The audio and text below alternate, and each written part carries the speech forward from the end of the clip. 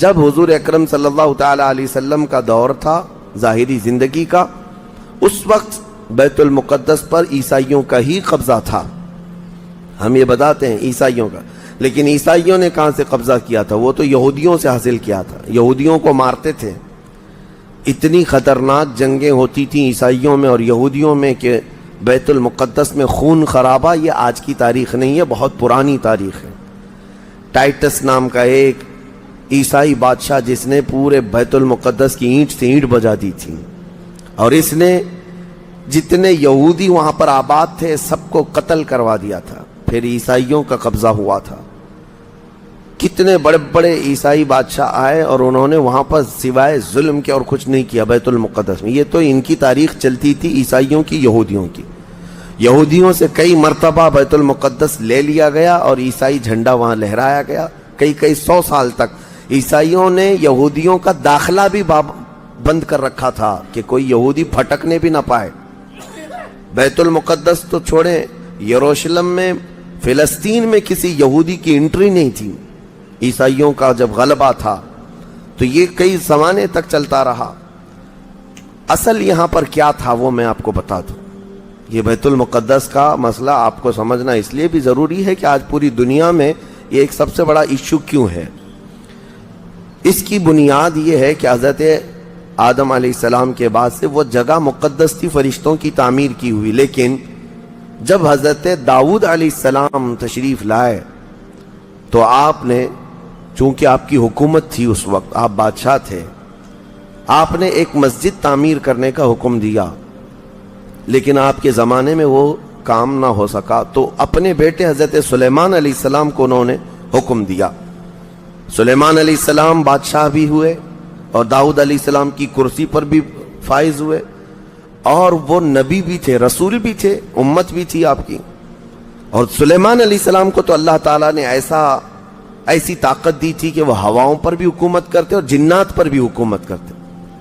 تو سلیمان علیہ السلام نے کام شروع کیا. یہ وہ جگہ تھی جہاں موسیٰ علیہ السلام عبادت کیا کرتے تھے.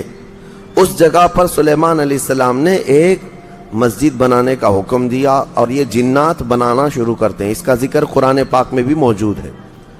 حضرت سلیمان علیہ السلام نے جب پورا ڈیزائن دیا کہ اس طرح سے بننا ہے تو پھر جنات تعمیر کرتے رہے اور جنات اتنا خوف کھاتے تھے سلیمان علیہ السلام سے کہ وہ ایک لمحہ بھی حضرت سلیمان علیہ السلام سے غافل نہیں ہوتے یا حکم عدولی نہیں کرتے.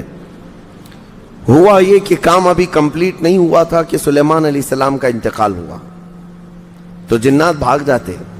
لیکن اللہ کی مصلحت، حضرت سلیمان علیہ السلام لکڑی لے کر یوں کھڑے رہتے تھے، اپنا عصا لے کر کے کھڑے رہتے تھے اور کام دیکھتے رہتے تھے. جب تک سلیمان علیہ السلام کھڑے ہیں تیزی سے جنات بڑے بڑے پتھر لاتے تعمیر کرتے رہتے تھے. انتقال ہوا سلیمان علیہ السلام کا اور آپ ایسے ہی کھڑے رہ گئے. آپ کے کھڑے کھڑے وفات ہوئی ہے. اور اس طرح سلیمان علیہ السلام کی وفات کو سالوں گزر گئے لیکن آپ وہاں سے ہٹے نہیں کیونکہ کام چل رہا تھا. قرآن میں ہے، اللہ تعالیٰ فرماتا ہے جب لکڑی کو دیمک کھا گئی، کتنے سال گزر گئے ہوں گے.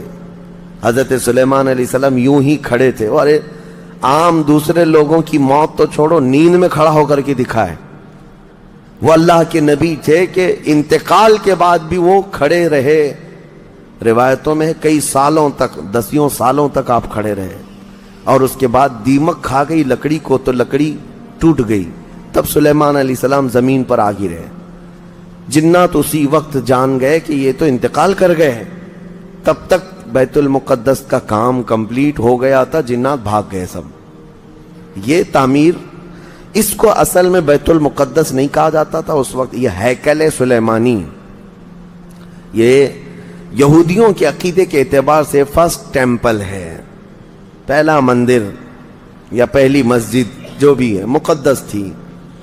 یہ ہیکل سلیمانی جو سلیمان علیہ السلام نے جنات سے بنایا تھا. اور سلیمان علیہ السلام کی کرسی جہاں لگتی تھی اس وقت حضرت سلیمان علیہ السلام نے جنات اور سرکش لوگوں سے اور جادوگر لوگوں سے سب چیزیں جادو کی چھین کر اپنی کرسی کے نیچے دفن کر دیا تھا.